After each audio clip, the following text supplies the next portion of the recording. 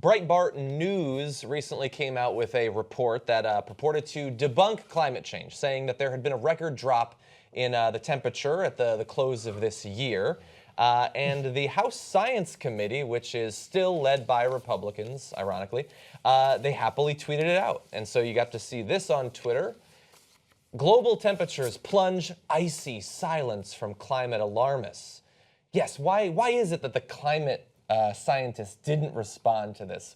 We're going to get to that shortly. Now, thankfully, there are still politicians in Washington whose interest in science isn't purely ironic, like Bernie Sanders, who tweeted out this. Where'd you get your PhD? Trump University. Damn!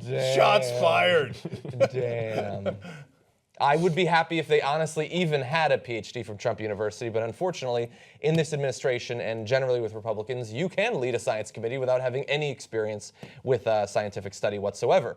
But it turns out that there are very good reasons why climate alarmists weren't talking about this, because it's fucking not true. It's 100% inaccurate. It's cherry-picked data, leaving out a ton of factors that we're going to get into to make it seem as if the temperature was dropping. And furthermore, to make it seem as if the temperature dropping during one portion of a year actually debunks the central claims of climate change. So they said this. Global average temperatures over land have plummeted by more than 1 degree Celsius since the middle of the year, their biggest and steepest fall on record. It's not true, though. Rose's claim relies on the satellite record of Earth's temperature, estimated from space, which only dates back to the late 1970s. The surface temperature record, which directly measures the planet's temperature using thermometers and dates to the late 1800s, exhibits a drop, but not a record drop. Additionally, they're basically using land-only statistics when you factor in the water as well, because it turns out the Earth is largely water. There is not any sort of record drop of temperature, you morons. But they chose not to do that, and also left out that that's what they were doing in their reporting, oddly enough. Additionally, the drop in global temperature has already ended, and even reversed. Between October and November, the global satellite temperature went up. You're going to see here a little chart.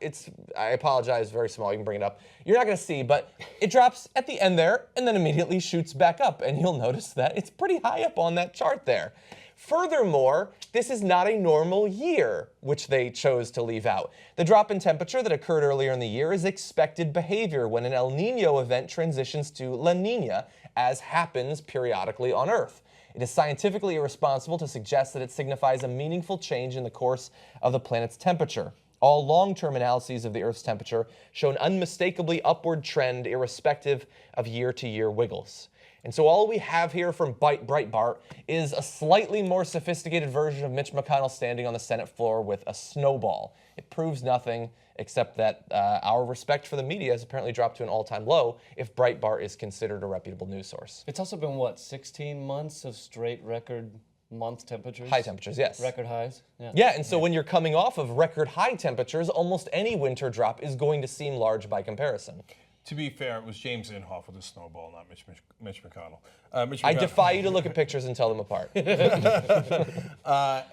When we asked the Republican congressman, well, how do you answer the fact that the charge that it's actually El Nino and La Nina that's creating this issue? They said, look, I don't want to listen to a bunch of illegal aliens. So I see what you did there. Okay, so that's because they don't care about facts. So you think they know what an El Nino or a La Nina is? Mm-hmm. Inconceivable. What are they, on a science committee?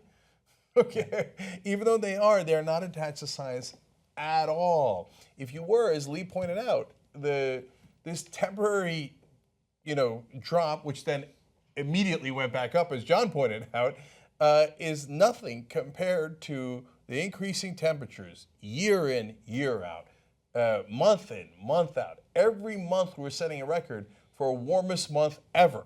So I think we went 14 months in a row where it was the warmest month ever. The warmest March, the warmest April, the warmest May, all in recorded history. So these guys, there's like a little bit of a cold spell, and they're like, it still gets cold. It still gets cold. Yeah, I know that climate change is not on a day-to-day basis, on a week-to-week basis. But you'd understand it's not weather change, it's climate change. It's larger. You can't look at one day. You can't look at one place. You can't stick your head in a freezer and then say, it's chilly in here. John, what percentage of people do you think know the difference between climate and weather? I hope at least 25%. I honestly don't know.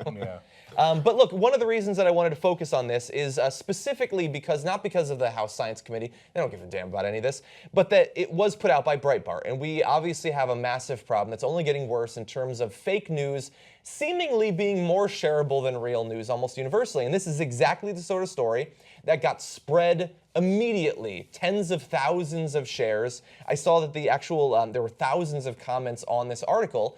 And so that goes out from your aunt on Facebook. And do you think that she sees the actual evidence that comes out afterward? If Breitbart was in some way forced to retract it, which they won't, would she see that? No, she sees the thing that gets spread, that was spread by someone who didn't read it, and the 1% of the people who read it before sharing it don't even understand it.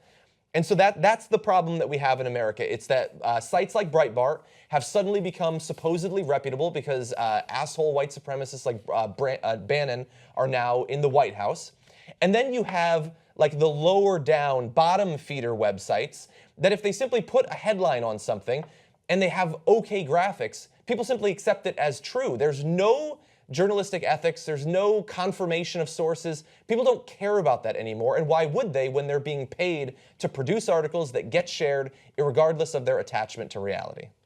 Well, and I also think it's not just these articles or these statements. It's that the mainstream media will then take those and, yes, rightfully debunk them usually, but they'll have someone on who believes them, and they'll argue with them, and they'll muddy the waters. False equivalency. And it's, yeah, false equivalency, or someone to, oh, here's someone who does believe that this is true. And it's like, well, viewers are left with, oh, it's a legitimate question. Yeah. Even if it's 3-1. And this goes for the climate change, this goes for, you know, do Jews smell bad, or whatever CNN did the other day. Like horrible crap. No. And you're like, you know, it was. They had our Jews people. Yeah, our Jews people, which is worse. So it was, and it's like that kind of crap, you are legitimizing it and making it okay as if it's a question. It's not a question.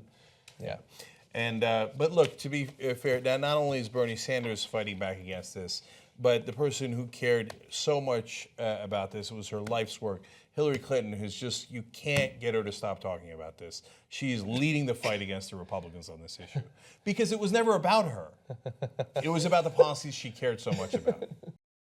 Did you guys know that we are only accountable to our members? These are the people that help keep our show independent and help prevent us from getting censored from corporate interests. If you want to help keep TYT independent, just go to tytnetwork.com/join and become a member.